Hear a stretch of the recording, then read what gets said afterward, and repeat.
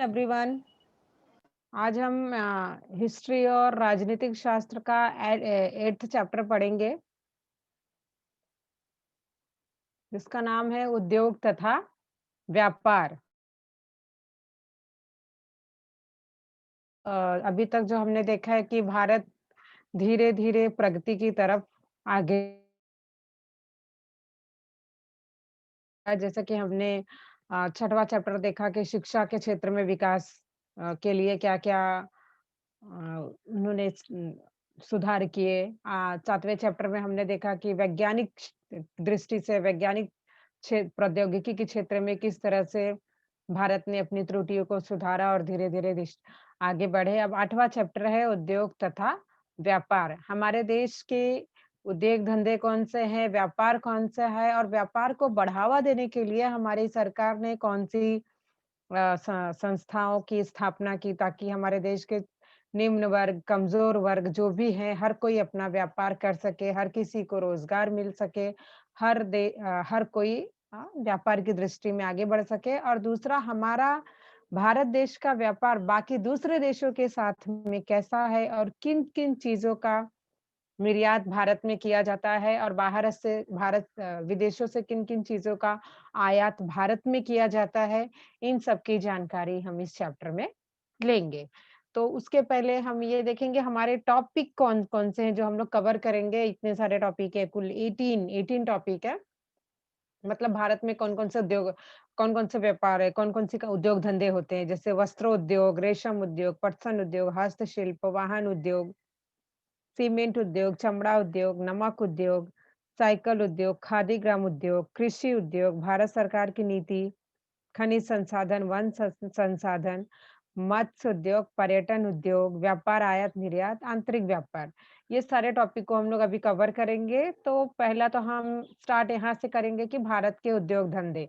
तो भारत में जो वस्त्र उद्योग है, वस्त्र का मतलब आप सभी लोग जानते हैं, कपड़े बनाने की जो कंपनियां होती हैं, उसे वस्त्र उद्योग बोलते हैं। तो हम स्टार्ट करेंगे। भारत स्वतंत्र होने के बाद औद्योगिक विकास को गति देने के लिए वर्ष 1948 में भारतीय औद्योगिक वित्त निगम की स्थापना की गई। क्या बोलते हैं, जब ये भारत स्वतंत्र हुआ तो भारत में जो उद्योग धंधे हैं, जो व्यापार है, उसको विकास देने के लिए, आगे बढ़ाने के लिए एक निगम की स्थापना की गई 1948 में। औद्योगिक वित्त निगम की स्थापना। अब किस उद्देश्य से इस औद्योगिक वित्त निगम की स्थापना की गई? क्योंकि अगर कोई किसी भी निगम की हम स्थापना करते हैं तो उसके पीछे हमारे कुछ उद्देश्य होते हैं, ताकि उसमें कुछ सुधार हो। इसका उद्देश्य क्या था? औद्योगिक परियोजनाओं को दीर्घ अवधि ऋण उपलब्ध करवा देना इसका उद्देश्य था। ऋण मीन्स लोन वगैरह होता है, जो हम लोन लेते हैं, कोई का नया काम करने के लिए कर्ज लेते हैं, लोन लेते हैं। तो इस निगम का एक ही उद्देश्य था कि कोई भी व्यक्ति जो व्यापार करना चाहता है, उद्योग धंधे डालना चाहता है, उसको ईज़िली ऋण मिल जाएगा, लोन मिल जाएगा। इसका यही उद्देश्य था।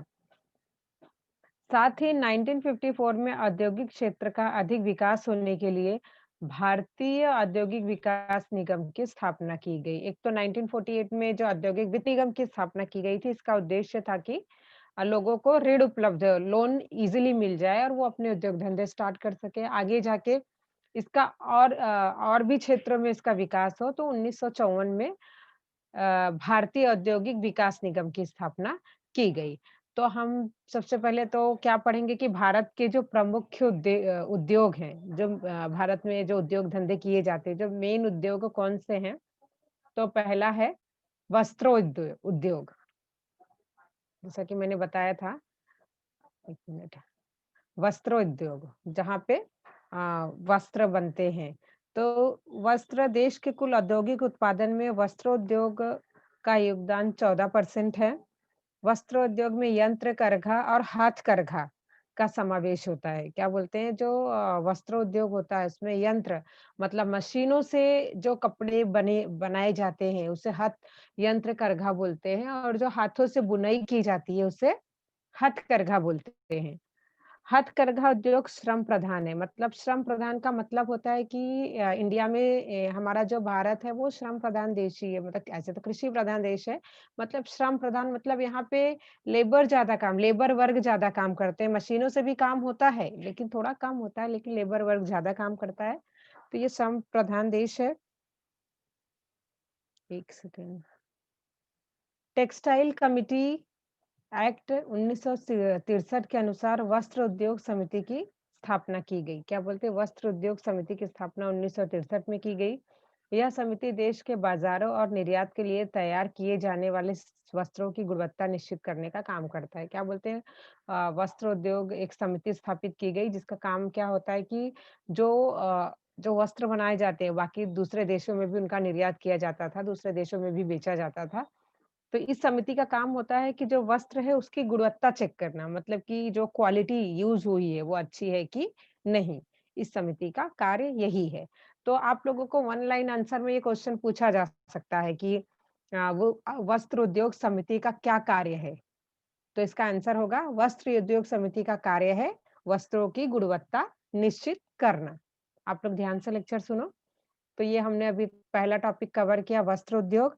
दूसरा अब हम लेंगे रेशम उद्योग। रेशम के धागे आप लोग ने देखे रहोगे, रेशम के धागे। अब वो रेशम का धागा बनता कैसे है? इसकी कंपनियाँ कैसे चलती हैं उसके बारे में देखेंगे।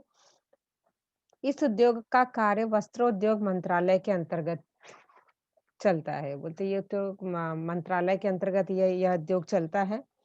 बेंगलुरु की सेरिया बुटीक रिसर्च लेबोरेटरी में रेशम के कीड़ों की प्रजातियों और शहतूत के वृक्षों पर अनुसंधान किया जाता है।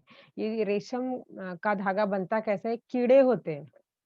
उन कीड़ों में से एक ऐसा उनके जो लार्वा होते हैं, लार है, उनकी सहायता से वो रेशम के धागे तैयार किए जाते हैं। तो जो बेंगलुरु में जो लेबोरेटरी बनाई गई है, उसका काम है कि जो रेशम के कीड़े हैं और बाकी जो प्रजातियां हैं उसकी, उनके ऊपर अनुसंधान करना, रिसर्च करना।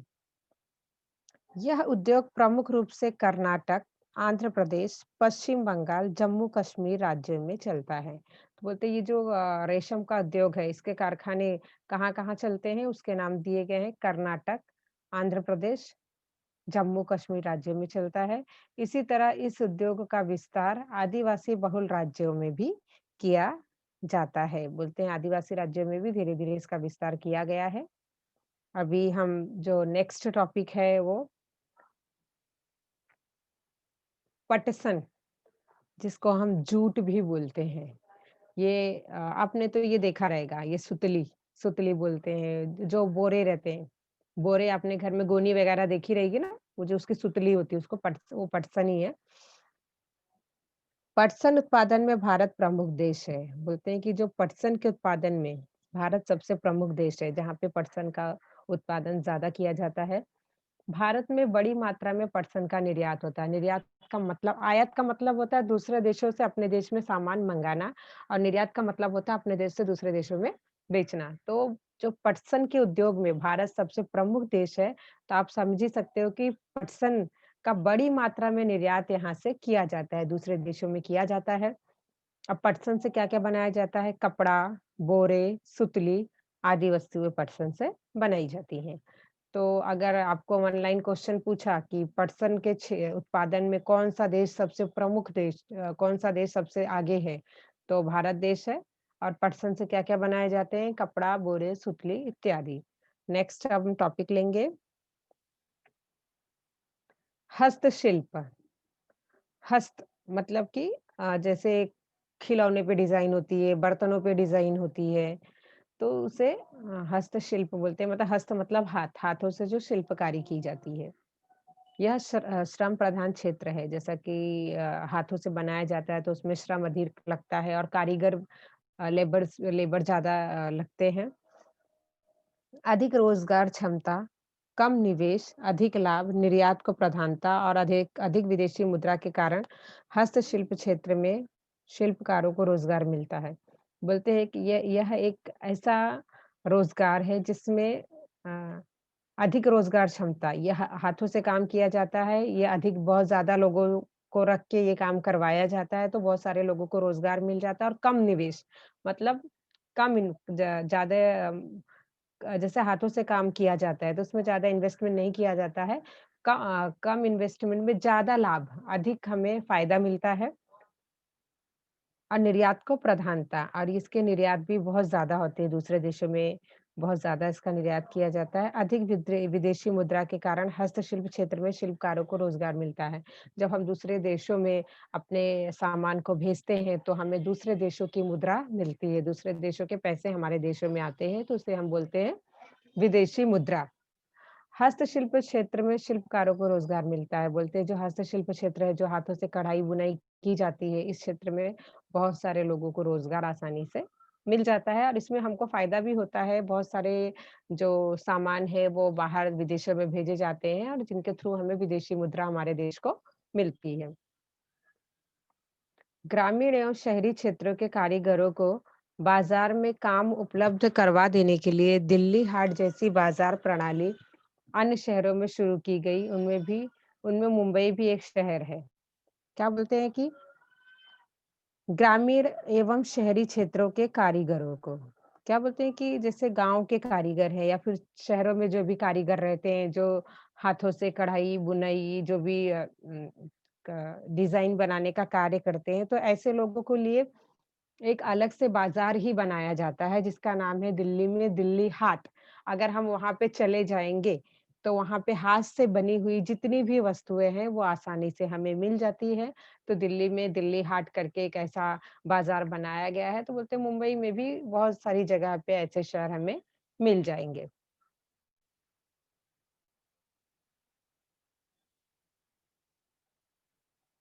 अब है वाहन उद्योग।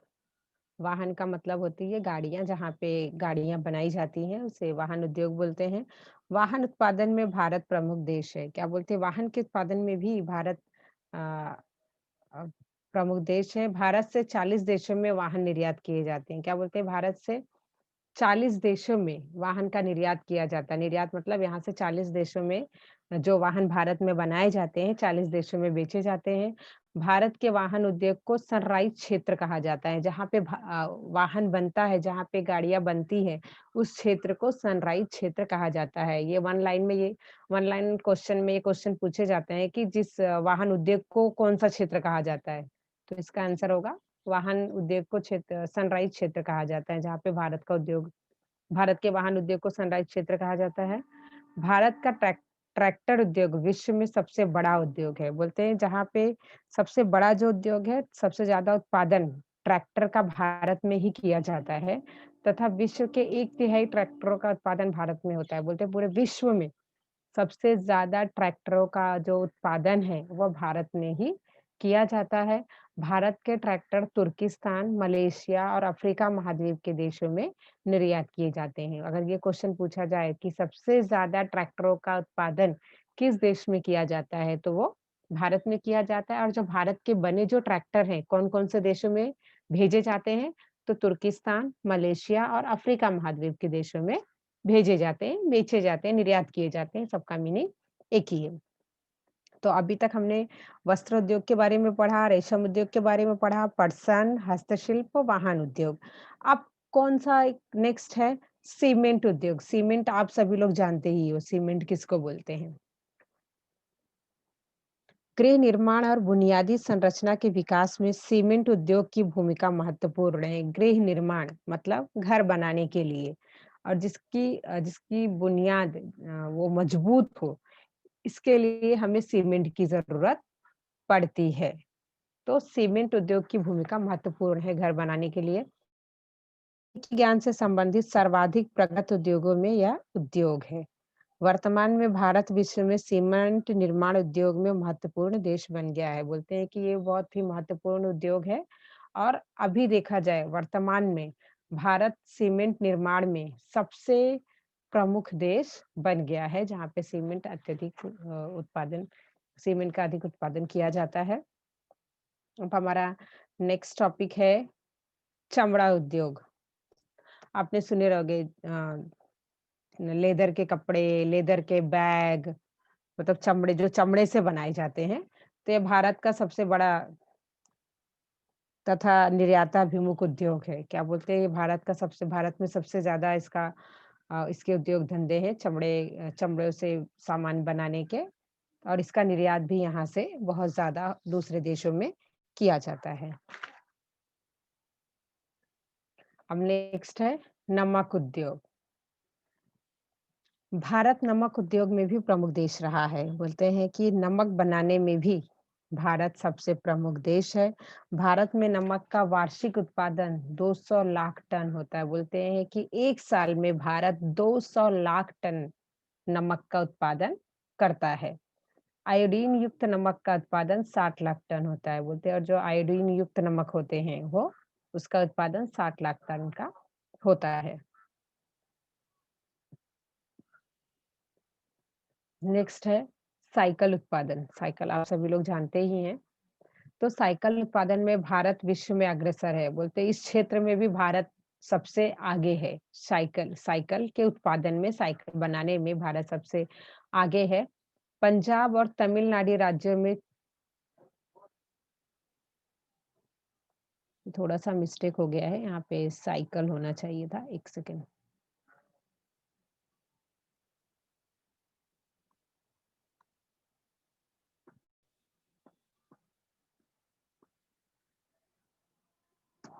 हाँ, थोड़ा सा प्रिंट मिस्टेक हो गया है यहाँ पे।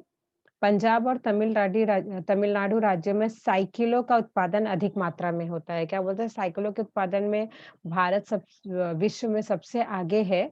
और किस राज्य में सबसे ज्यादा अधिक उत्पादन होता है साइकिलों का? पंजाब और तमिलनाडु, यहाँ पे उत्पादन अधिक होता है। लुधियाना शहर देश का प्रमुख साइकिल उत्पादन क्षेत्र है। लुधियाना पंजाब में ही है।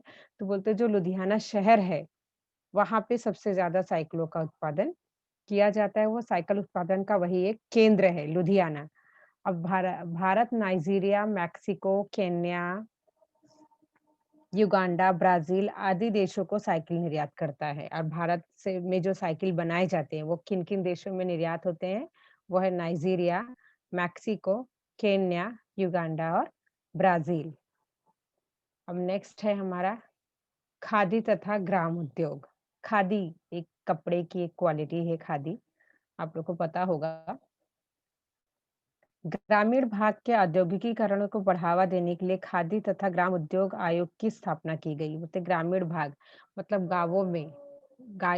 गांवों में भी उद्योग धंधों की स्थापना हो, इस दृष्टि से वहां पे ग्रामोद्योग आयोग की स्थापना की गई।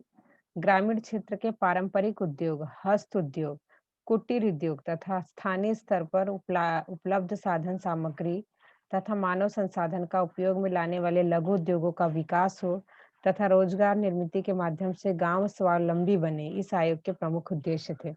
जो आयोग बनाए गए, स्टार्टिंग में ही मैंने बनाया, अगर किसी आयोग की स्थापना की जाती थी किसी न किसी उद्देश्य से की जाती थी। तो जो खादी तथा ग्राम आयोग की स्थापना गांवों में की गई, ताकि गांव में जो छोटे-छोटे जो उद्योग धंधे होते हैं, जो वहाँ पे कुटीर उद्योग होते हैं, हस्त उद्योग होते हैं, और वहाँ के जो लोग हैं, वो स्वावलंबी बने, इंडिपेंडेंट बने। उन्हें कहीं रोजगार के लिए यहाँ-वहाँ भागना ना पड़े या फिर किसी और पे डिपेंड ना रहना पड़े। इस उद्देश्य से इस खादी तथा ग्राम उद्योग की स्थापना की गई।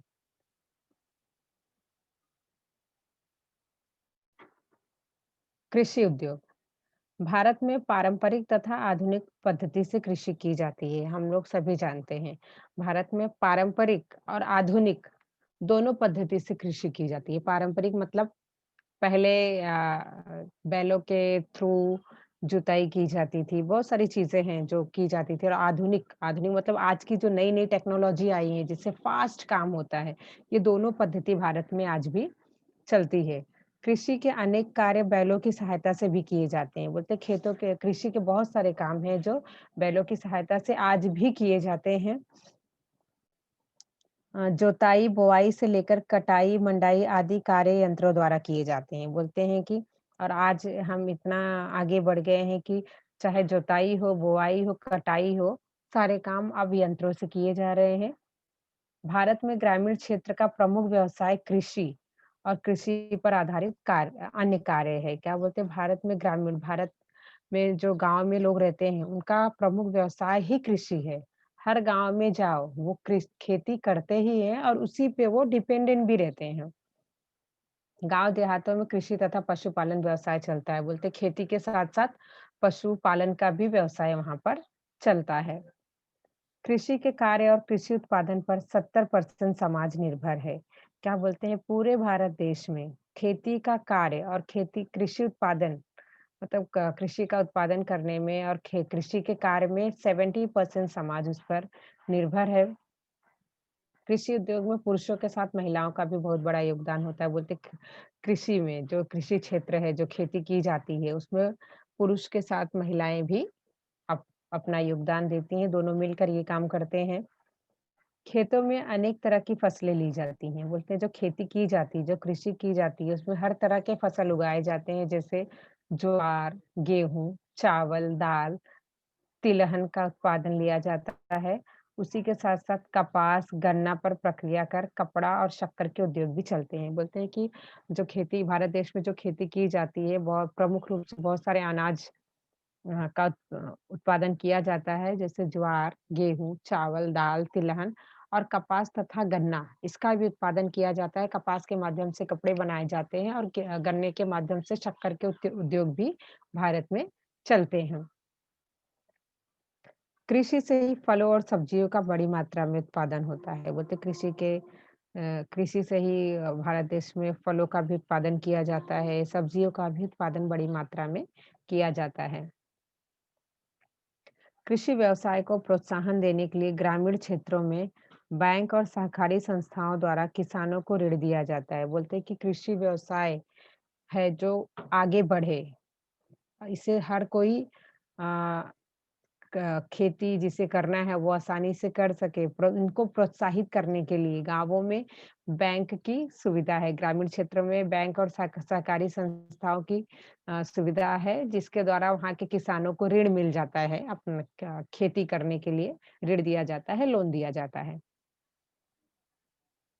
पंचायत समिति द्वारा कृषि संबंधी सुधार के लिए प्रशिक्षण योजना कृषि अ, कहाँ गया? प्रशिक्षण योजना, कृषि शेर और किसी कृषि सम्मेलन जैसी योजना आयोजित की जाती है। मतलब भारत में बहुत 70% लोग कृषि पे निर्भर है, तो सरकार ने भी इस क्षेत्र में बहुत कार्य किए हैं। जैसे वहाँ पे सहकारी संस्थाओं की स्थापना की है कि किसानों को ईज़िली वहाँ से लोन मिल जाता है और दूसरा वहाँ के जो लोग हैं कि और कृषि में क्या सुधार हो, किस तरह से अनाजों का अधिक से अधिक उत्पादन कर सकते हैं, इसके लिए वहाँ पे प्रशिक्षण योजना की व्यवस्था की गई है, जहाँ पे जाके कैसे कृषि करना है, उस वहाँ पे वो ट्रेनिंग दी जाती है।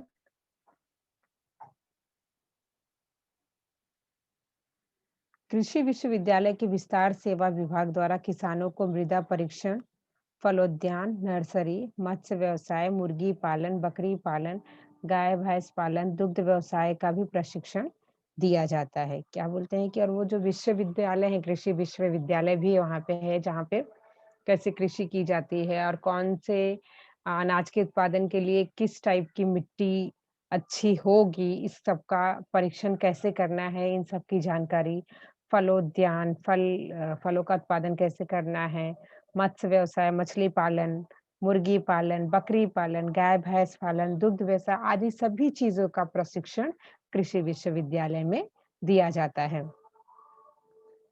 भारत खाद्यान्न उत्पादन और फसल पद्धति में आत्मनिर्भर हो रहा है। बोलते हैं कि जैसा कि हम जानते हैं 70% लोग कृषि पे डिपेंडेंट है और उसके लिए बहुत सारी योजनाएँ भी की गई हैं ताकि कृषि में और अधिक से अधिक सुधार किया जा सके और इसका हमें परिणाम दिखाई देता है कि भारत खाद्यान्न उत्पादन में धीरे-धीरे आत्मनिर्भर हो रहा है, उसे किसी और देश पे डिपेंडेंट होने की ज़रूरत नहीं है। भारत में टपक सिंचन और जैविक कृषि जैसी आधुनिक पद्धति से कृषि की जा रही है। बोलते हैं कि अब धीरे-धीरे भारत आगे विकास की तरफ आगे बढ़ रहा है और जितने भी न्यू-न्यू टेक्नोलॉजी आई है उसके थ्रू भारत अब कृषि कर रहा है और अधिक से अधिक अनाजों का उत्पादन कर रहा है और धीरे-धीरे वो आत्मनिर्भर खाद्यान्न उत्पादन में आत्मनिर्भर बन गया है, उसे किसी और भी देश पे डिपेंडेंट रहने की ज़रूरत नहीं है और इस क्षेत्र में आज भी और कितना विकास हो, वो प्रयास किया जा रहा है। भारत सरकार की नीति। अब भारत सरकार की नीति क्या है? चौथी पंचवर्षीय योजना की नीति अवधि में कागज उद्योग, औषधि उद्योग, मोटर ट्रैक्टर उद्योग, चमड़े की वस्तुएं, वस्त्रोद्योग, खाद्य पदार्थ प्रक्रिया उद्योग, तेल, रंग, शक्कर आदि उद्योगों पर ध्यान केंद्रित किया गया। क्या बोलते हैं जो चौथी इसके पहले हम लोगों ने पंचवर्षीय योजनाएँ हमने सिविक्स में पढ़ी है, तो जो चौथी पंचवर्षीय योजनाएँ बनाई गई थी, तो उस पंचवर्षीय योजना में हमारा ध्यान कहाँ-कहाँ केंद्रित किया गया था कि कागज़ उद्योग, औषधि उद्योग मतलब जो औषधि मतलब मेडिसिन, जो उनके उद्योग धंधे, मोटर ट्रैक्टर उद्योग, चमड़े की वस्तुएँ, वस्त्र उद्योग, इन सारे उद्योग धंधे पे भारत ने अपना ध्यान केंद्रित किया था कि इस क्षेत्र में भारत को आगे बढ़ना है और जो भी इसके लिए जो भी चीज़ें ज़रूरी है, उन सारी फैसिलिटी की जाएगी। वर्ष 1970 की औद्योगिक अनुज्ञप्ति नीति के अनुसार 5 करोड़ रुपए से अधिक निवेश लगाने वाले सभी कारखाने भारी उद्योग क्षेत्र में लाना निश्चित किया गया। सरकारी क्षेत्र के लिए आरक्षित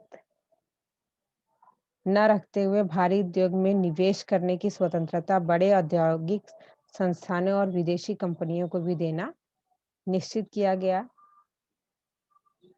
सरकारी वर्ष 1972 के अंत तक सरकारी पंजीयन कार्यालय में 3,18,000 लघु उद्योग पंजीकृत किए गए। इसके अंतर्गत क्या थे लघु उद्योग 1972 में 3,18,000 लघु उद्योग पंजीकृत किए गए ताकि छोटे से जो लघु उद्योग मतलब जो घर में छोटे-मोटे उद्योग धंधे होते हैं, उन्हें बढ़ावा देने के लिए ये कार्य किया गया।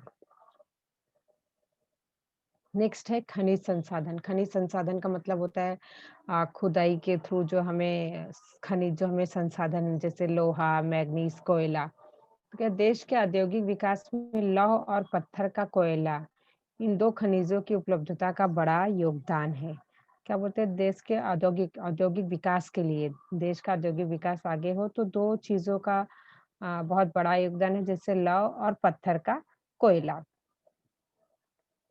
हमारे देश में लौह, मैगज़ीन, कोयला, खनिज तेल आदि का पर्याप्त भंडार पाया जाता है बोलते हैं और इन सारी चीज़ों का भंडार हमारे देश में पाया जाता है, जो हमें ज़मीन के ये प्रकृति की देन है, जो हमें इसीलिए इसे प्राकृतिक संसाधन भी बोलते हैं, प्रकृति की देन है जो हमें खुदाई के दौरान मिलती है और बोलते हैं इन सब चीज़ों का भारत में पर्याप्त रूप से भंडार है। क्या-क्या है?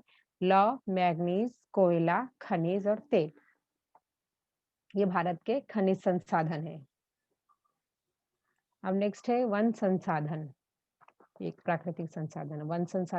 वन संसाधन पर आधारित उद्योगों के लिए सरकार ने कुछ वन आरक्षित रखे हैं। क्या बोलते हैं कि वन संसाधन पर आधारित उद्योगों के लिए जो बहुत सारे उद्योग धंधे जो वन पे डिपेंडेंट रहते हैं, इसके लिए सरकार ने बहुत सारे वन को आरक्षित रखे हुए हैं। वनों के रक्षण का काम राज्य सरकार और केंद्र सरकार और स्थानीय लोग सब मिलके कर रहे हैं। बोलते हैं कि वनों को जो आरक्षित रखे गए हैं, जिससे कोई नुकसान ना पहुँचाया जाए उसे आरक्षित रखा जाता है और इसे सुरक्षित रखने का काम कौन करता है?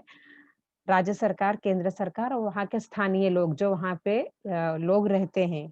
ये सब मिलकर अ, उसे सुरक्षा देने का कार्य करते हैं। निर्माण कार्य, कागज़, अखबारी कागज़, रेशम, माचिस, औषधीय वनस्पति, शहद, लाख, रंग काम के लिए आवश्यक कच्ची सामग्री आदि उद्योगों के लिए वन आवश्यक है। तो क्या बोलते हैं कि निर्माण कार्य करने के लिए, कोई भी काम करने के लिए जैसे लकड़ियों का पेपर भी पत्तियों से बनाए जाते हैं, अखबारी पेपर हो गए, रेशम, माचिस की तीलियाँ, औषधीय वनस्पति, बहुत सारे आयुर्वेदिक औषधि होती हैं जड़ी-बूटियाँ होती हैं और शहद, लाख इन सब के लिए वन आवश्यक है। इन सब सामग्री के लिए वन की आवश्यकता पड़ती है। मत्स्य उद्योग, मत्स्य का मतलब होता है मछली, मछली पालन। मत्स्य उद्योग नदी, नहर, तालाब, सरोवर जैसे मीठे पानी एवं सागरीय जल में मिलने वाली मछलियों से मत्स्य उत्पादन होता है। बोलते हैं भारत में मछली उत्पादन भी व्यापार किया जाता है। तो ये मछली उत्पादन कहाँ से किया जाता है? नदी, नहर, तालाब, सरोवर जैसे मीठे पानी और सागरीय जल में मिलने वाली मछलियों से। तो समुद्रों में, नदियों में या फिर तालाब में, सरोवर में, जो भी मीठे जल में जहाँ भी मछलियाँ पाई जाती हैं, वहाँ पे मत्स्य उत्पादन होता है। इस व्यवसाय के संवर्धन के लिए बंदरगाहों का निर्माण, पुराने बंदरगाहों का विकास, मत्स्य बीज केंद्र, मत्स्य व्यवसाय प्रशिक्षण केंद्र तैयार किए गए हैं। क्या बोलते हैं ये जो व्यवसाय है मत्स्य उद्योग, मछली पालन ये जो व्यवसाय है ये आगे बढ़े और इनको सुरक्षित रखने के लिए जो पुराने बंदरगाह नए-नए बंदरगाहों का निर्माण किया गया और जो पुराने बंदरगाह हैं उनका विकास किया गया और इसे मत्स्य बीज केंद्र जो भी मछली पालन के लिए जो भी केंद्र बनाए गए मत्स्य व्यवसाय प्रशिक्षण केंद्र तैयार किए गए जहाँ पे मछली पालन का व्यवसाय आगे भी होता रहे, ऐसे केंद्र की स्थापना की गई। नेक्स्ट है पर्यटन उद्योग। पर्यटन उद्योग जैसे पिकनिक पर जाते हैं हम, घूमने जाते हैं, उसे हम पर्यटन बोलते हैं। तो भारत को समृद्ध सांस्कृतिक विरासत प्राप्त है। जैसा कि हम जानते हैं कि भारत में बहुत सारी ऐसी जगहें हैं, जो हमें वो विरासत में मिली हुई है। देश के कोने-कोने में विविध धर्मों के प्रार्थना स्थल, तीर्थ स्थली, नदियों के संगम, किले, गुफाएँ हैं। क्या बोलते हैं देश के हर कोने में, पूरे भारत देश में बहुत सारी ऐसी जगह हैं, चाहे वो प्रार्थना स्थल है विभिन्न धर्मों के। हम जानते हैं कि हमारे भारत में विभिन्न धर्म के लोग हैं, हिंदू, मुस्लिम, सिख, ईसाई।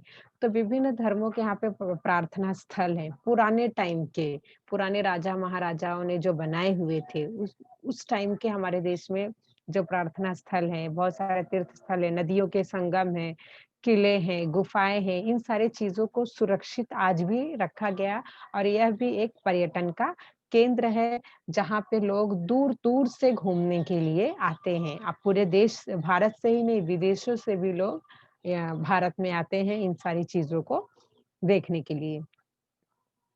देश-विदेश के नागरिक भारत में पर्यटन हेतु वर्ष भर आते रहते हैं। बोलते हैं कि भारत में जो सांस्कृतिक विरासत है, जो तीर्थ स्थल है, जो किले हैं, इन सबको देखने के लिए पूरे भारत से और देश-विदेशों से नागरिक यहाँ पर आते रहते हैं और पूरे वर्ष आते हैं घूमने के लिए भारत में आते रहते हैं।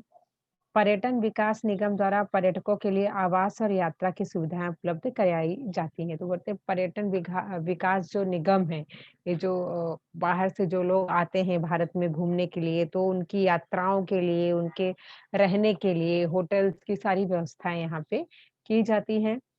पर्यटकों को संबंधित क्षेत्र की जानकारी देने के लिए कुछ स्थानों में मार्गदर्शक होते हैं। बोलते हैं जो पुरानी जैसे किला है, गुफाएँ हैं, जो मंदिरें हैं, प्रार्थना स्थल जो भी है वहाँ पे मार्गदर्शक भी रखे जाते हैं। मार्गदर्शक मतलब कि गाइड जो वहाँ के बारे में बताते हैं।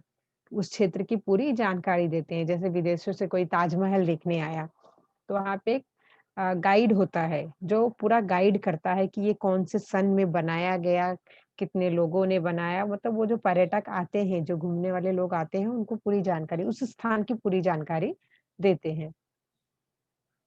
दुर्गम स्थलों तक वाहन पहुँच नहीं सकते, उन स्थलों पर वहाँ के स्थानीय लोग पारिश्रमिक लेकर पर्यटकों की सहायता करते हैं, इससे भी रोजगार निर्माण होता है। बोलते हैं कि जब पर्यटक जब आते हैं भारत में घूमने के लिए, तो कोई-कोई जो स्थल है बहुत दुर्गम है, जहाँ पे गाड़ी आसानी से नहीं पहुँच सकती, तो वहाँ के जो स्थानीय लोग हैं, जो आस-पास लोग जो रहते हैं, वो अपना परिश्रम खुद से उनको लेकर जाते हैं जैसे कि आप कहीं देखे रहोगे जो बड़े-बड़े मंदिर्स होते हैं जहाँ पे थोड़े एजेड लोग नहीं चढ़ पाते हैं, सीढ़ियाँ बहुत ज़्यादा होती हैं, तो वहाँ के आस-पास वाले लोग नहीं क्या व्यवस्था करते हैं लकड़ी की उसके ऊपर बैठा के वहाँ तक लेके जाते हैं। तो वो भी हो जाता है कि उनको आस-पास के लोगों को रोज़गार भी निर्माण रोजगार भी मिल जाता है।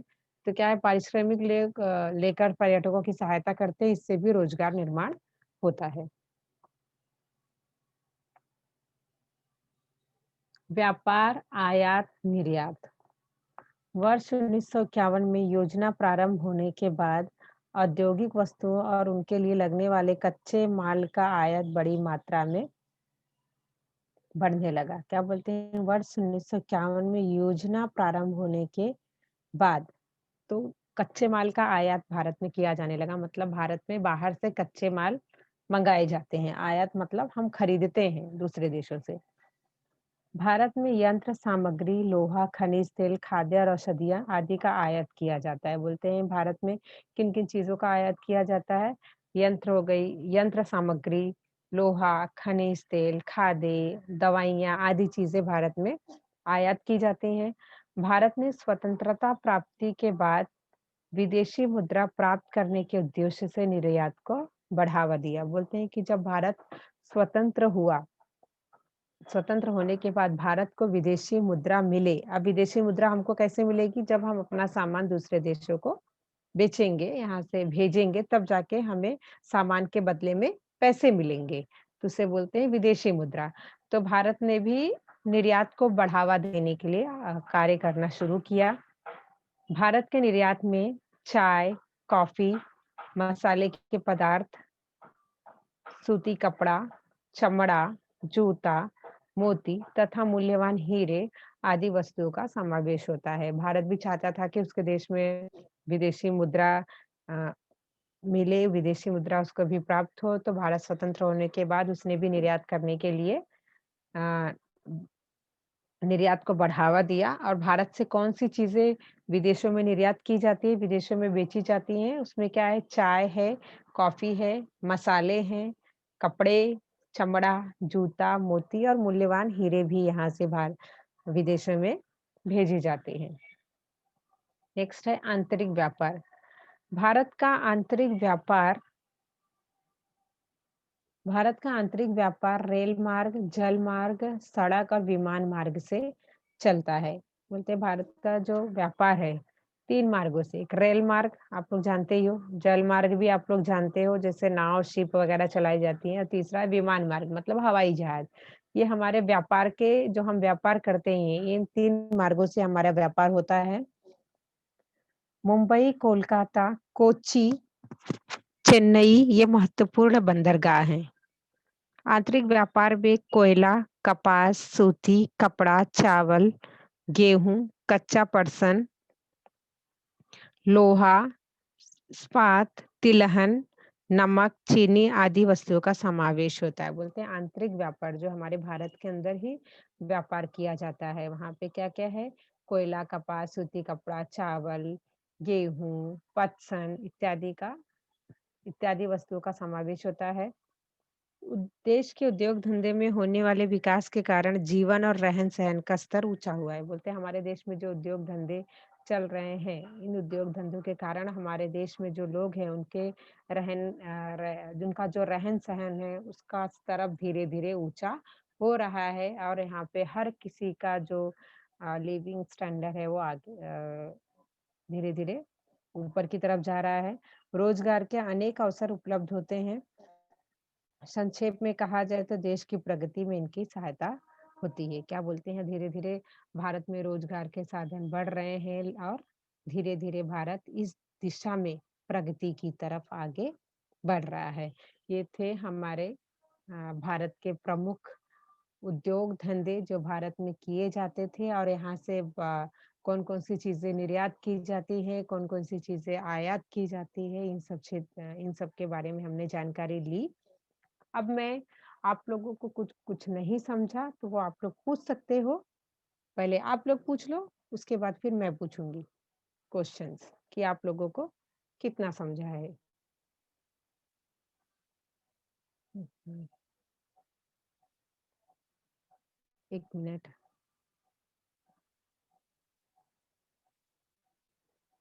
सुमित। हाँ Sumit. Good morning teacher. 1 second. हाँ, गुड मॉर्निंग। भारत में वन संसाधन पर आधारित कौन से व्यवसाय चलते हैं? ये तुम क्वेश्चन पूछ रहे हो ना?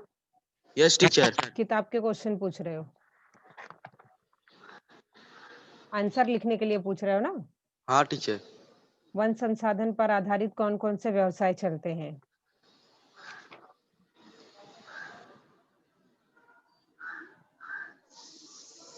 इसका जो आंसर है जो टॉपिक है ना वन संसाधन, यस टीचर। हाँ, वो पूरा टॉपिक ही आएगा। कौन-कौन से जैसे कि दवाइयों के लिए उपयोग दवाइयों का औषधियों का उपयोग या फिर अखबारी कागज़ जो कागज़ बनाए जाते हैं वो और शहद आप हमको पता है शहद हो गया, रंग का काम हो गया, ये सब वनों के रूप में इसका बोलते हैं ना उत्पादन किया जाता है। जो इसका टॉपिक है ना वन संसाधन, यस टीचर। इसका आंसर वही है पूरा। ठीक है? हाँ यस टीचर। किताब में जाओगे तो पेज नंबर 44 की 45 पे है। 44, 45 पे है जो टॉपिक है वन संसाधन। आंसर चाहिए था ना इसका? 45। हाँ, उस पे है उसका आंसर। थैंक और यू भी टीचर। ओके, और कौन है? और भी किसी को क्वेश्चन करना है कि मैं क्वेश्चन करूँ अब?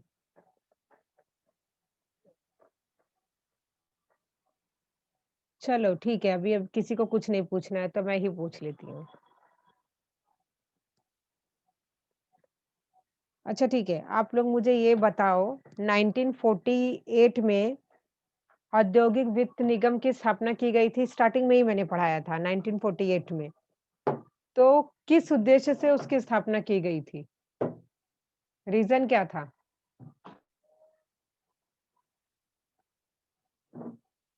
कौन बोलेगा? सुमित ही, सुमित। हाँ, क्या रीज़न था? हाँ, सुमित बोलो। टीचर उसका रीजन था कि औद्योगिक परियोजनाओं को दीर्घ अवधि के लिए ऋण उपलब्ध करवा देना आवश्यक है। ये तो किताब की लाइन हो गई। मैंने क्या बोला था? वो तो आप लोग के सामने किताब है, आप लोग वहाँ से आंसर बोल रहे हो। मैंने क्या बोला था? एक अगर इसको एकदम सिंपल लैंग्वेज में बोला जाए तो क्या?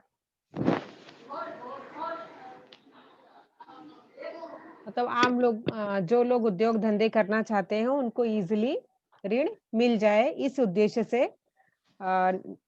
वित्त निगम की स्थापना की गई थी। ठीक है, आपका आंसर रॉन्ग नहीं है, राइट है। यस आप टीचर। किताब में से देख के बोल रहे हो इसीलिए मैं बोल रही हूँ। यस चलो थैंक यू टीचर। नेक्स्ट ये कौन है? नाजिया। हाँ नाजिया, नाजिया। अच्छा ठीक है, एक क्वेश्चन और। साइकिल उत्पादन मैंने पढ़ाया ना, साइकिल उद्योग।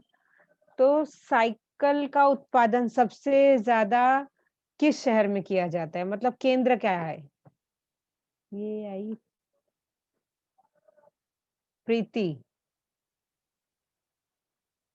प्रीति,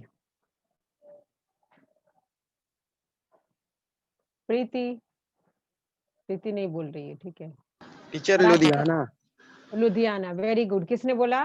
सुमित सुमित ने। यादव। हाँ, सुमित ने बोला, very good Sumit. Thank you और टीचर। ठीक है, नेक्स्ट क्वेश्चन। राधिका, राधिका, राधिका। चले गए। अच्छा ठीक है, मैं ऐसा करती हूँ ना, मैं पहले यहाँ से सिलेक्ट करूंगी उसके बाद ये है, ये कौन है? साहिल, साहिल, साहिल, साहिल,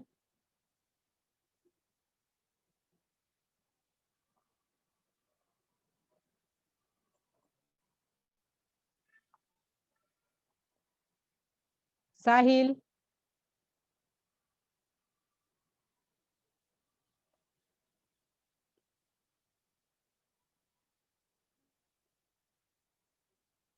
ठीक है, एक नया क्वेश्चन। साइकिल उद्योग के टॉपिक से ही है कि साइकिल का निर्यात किन-किन देशों में किया जाता था भारत के साइड से? भारत टीचर पंजाब में। नहीं, भारत किन किन देशों में साइकिल निर्यात करता है? पंजाब तो भारत में ही है ना, दूसरे देशों में। निर्यात मतलब बेचना,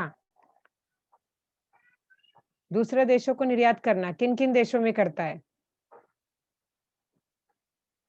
ये कौन है? Rishikesh, Rishikesh, Rishikesh. Good morning teacher. हाँ, गुड मॉर्निंग। मुझे ये बताओ, भारत साइकिल का निर्यात किन किन देशों में करता है? टीचर भारत नाइजीरिया, हाँ। मेक्सिको, हम्म। केनिया, हम्म। लुरंडा और ब्राजील इत्यादि में करता है निर्यात। Okay, very good. मुझे लग रहा है मुझे एक क्वेश्चन करना चाहिए आयात और निर्यात के बारे में। बहुत सारे लोगों का डाउट क्लियर नहीं हुआ है, तो आयात और निर्यात मुझे कौन समझाएगा? आयात और निर्यात किसे कहते हैं? आयात का मतलब क्या होता है? मैं बताऊं? क्या नाम है?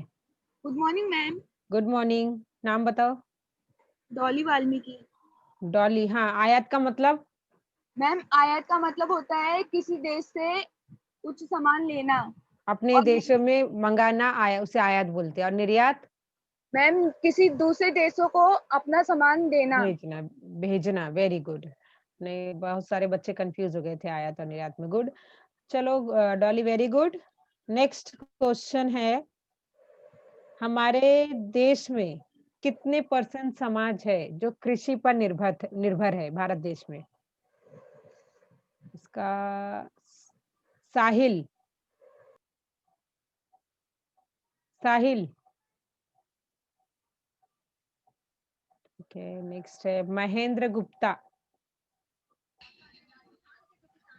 70%। 70%। तो महेंद्र, एक क्वेश्चन और करती हूँ, जाना मत, ठीक है? खनिज संसाधन, अपने देश में खनिज संसाधन का पर्याप्त भंडार पाया जाते हैं, वो कौन कौन से संसाधन है, उसके नाम बता दो। खनिज संसाधन का मतलब समझ में आया था? जो प्रकृति की देन है। Mahendra, Mahendra. Yes teacher.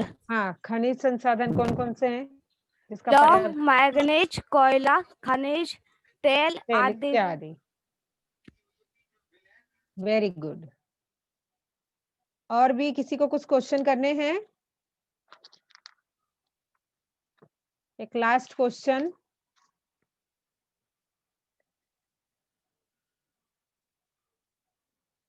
Sunrise क्षेत्र किसे कहा जाता है? किस क्षेत्र को सनराइज क्षेत्र कहा जाता है? इसका आंसर, चलो सुमित, सुमित। सनराइज। हाँ। भारत से 4 देशों में वाहन निर्यात किए जाते हैं। भारत के वाहन नहीं, उद्योग को मैंने सनराइज क्षेत्र सनराइज कहा क्षेत्र जाता है। पूछा। सनराइज क्षेत्र, सनराइज क्षेत्र किसे कहा जाता है? भारत के वाहन उद्योग को सनराइज क्षेत्र कहा जाता है। Very good. जहाँ पे वाहन का उद्योग होता है, जहाँ पे वाहन बनाए जाते हैं, उस क्षेत्र को सनराइज क्षेत्र कहा जाता है। हाँ महेंद्र, आंसर सेम है ना? राइट है ना जो सुमित ने बोला? Yes teacher. ठीक है। नेक्स्ट। अभी ना मैं किसी एक को सिलेक्ट करती हूँ, डायरेक्ट आंसर नहीं तो आप लोग किताब में से देख के आंसर बोल रहे हो। एक ये है आशीष, राजेश, बहुत सारे लोग एक साथ बैठे हैं। अनम्यूट करो। हाँ आशीष, आशीष।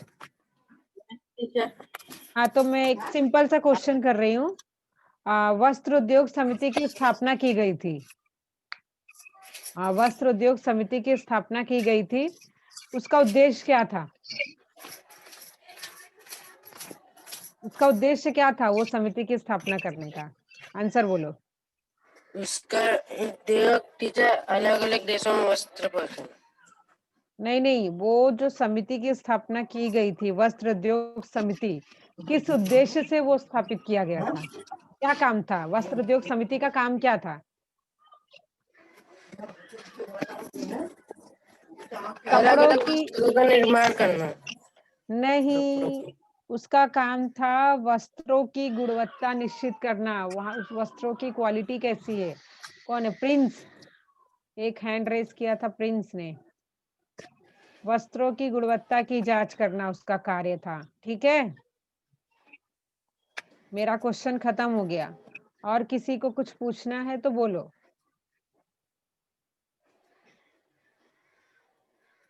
बाकी किसी को कुछ पूछना है जो नहीं समझ में आया?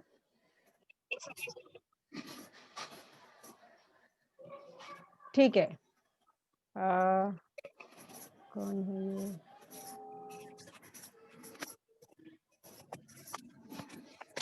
किसी को कुछ नहीं हमारा जो उद्योग तथा व्यापार ये चैप्टर खत्म हुआ। अब हम नेक्स्ट लेक्चर में नया चैप्टर पढ़ेंगे, बदलता जीवन भाग 1। चलिए, बाय, थैंक यू।